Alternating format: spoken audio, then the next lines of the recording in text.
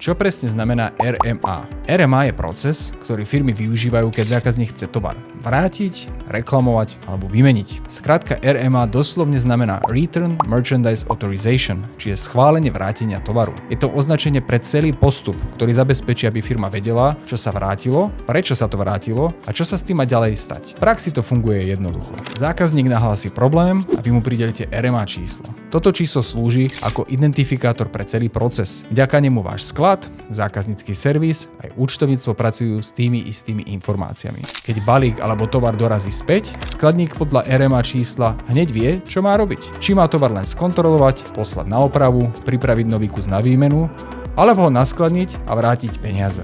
RMA si ľudia často mýlia s bežným vrátením tovaru, ale rozdiel je v tom, že RMA je štandardizovaný proces, ktorý pokrýva celú logistiku okolo reklamácií a vratiek a zároveň zabezpečí, že všetky informácie zostanú synchronizované.